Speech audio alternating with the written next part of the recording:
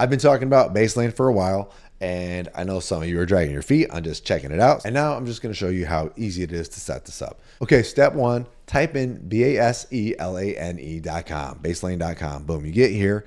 We have this guy with this beard looking trustworthy, smiling about the 50,000 plus real estate investors, wondering why you haven't gotten started yet. So we put in Baselane.com, but the only thing better than putting in Baselane.com is putting a backslash MyBrokerMatt. So let's do that. Backslash MyBrokerMatt. And we're going to try and time ourselves as best we can with this to kind of prove to you how quick this can be done. So, all right, here we are. We got this pretty cool ginger looking dude here who's telling you all about this great product. He's sharing it with you. And all I'm asking is, if you don't mind, use my sign up link. Really helps out. And now we're going to continue with signing up because it's that simple. We're going to enter an email address. So I'm going to make one up right now. So we put in our information and boom, it takes us to this. And it says, "Hi Scout," which is the name of my AI for the software we're building. First, tell us about yourself. How many rentals or units do you have or manage? And for this, I'm just going to say 1 to 3. What type of real estate do you primarily own or manage? STR, MTR. How many separate legal entities like an LLC or partnership do you use for your real estate? That answer can vary for all of us, but for now, we're just going to pick something kind of simple. 1. How did you hear about us? You can put me in, you can put other, you can put whatever. Real estate coach, throw in MyBrokerMatt here, MyBrokerMatt, boom. Where do you want to start? Tough question. Do you want to start collecting rents? Do you want to set up bookkeeping and analytics, screen tenants? It probably doesn't really matter, but let's start with open a landlord banking account. So off the bat, they're telling you no account fees, no minimum balance, and I can attest to that after having them for, I think, 9 months or so. So we're going to pick an account type, sole proprietorship, meaning you're operating as you, Brandon, Matt, Lauren, Sam, whoever you are. Or you have a business, a proper LLC setup, which is possible both ways, but I digress. Okay, so let's hit next because this is just kind of another reminder of what they're doing. So if you're an individual account, you're going to put in your personal contact info. If you're a business, you're going to put in your entity EIN and contact info. So if you do have that, go get it ready. But if you're going to just open up a bank account, kind of build off multiple accounts over time, you can do that. Obviously, I am not giving you any legal advice. I am not your accountant. You got to do what's best for you. I'm just showing you how easy it is to set this up. I think generally most of us can set this up with individual, especially if you're a first timer or you're just getting started. I think most of you will be fine to go ahead and just set this up as a sole proprietor.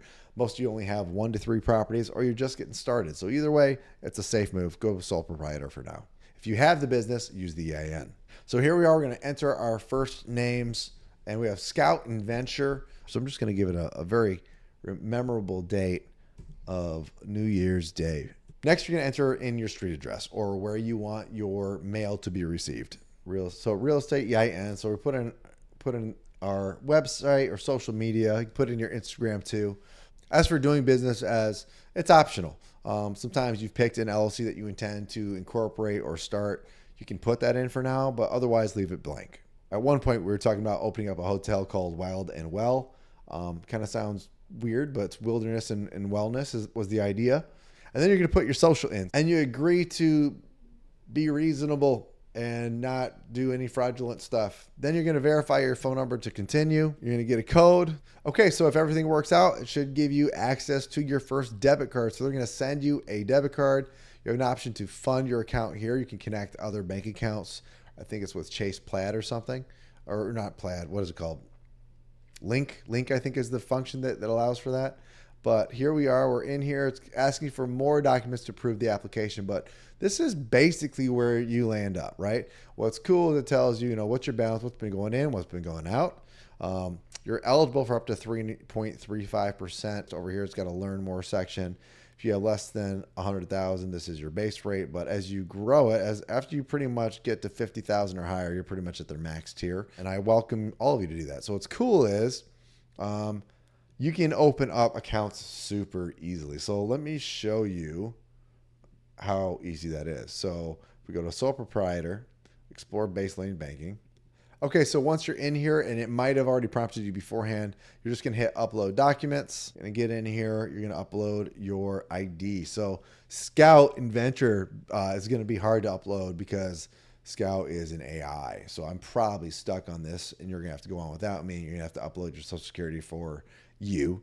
I don't have that for you or Scout. So do your thing. And after you upload those documents as they're requesting right here, you should be functional within the system. But again, I'm doing a test case, and here we are using my AI I built for our software, Scout, and Scout does not have Social Security and currently does not have an EIN, but he will very soon. So if you did, you would just literally hit this, it would create an open sequence, and you'd be all set. Transfer and payments is kind of self-explanatory. This is where we're going to put together all your repeat transfers or any individual transfers to people or other banks that you might own and manage. External accounts is where you can connect everything else. You can add an external bank account for credit cards or anything else. Here's your plaid access, or you can add it manually with account and routing number. Bookkeeping transactions. This is where we're going to see all your transactions. You can categorize them within here. Reports, kind of the same thing. This kind of goes over, which property and which transaction is actually doing well or not.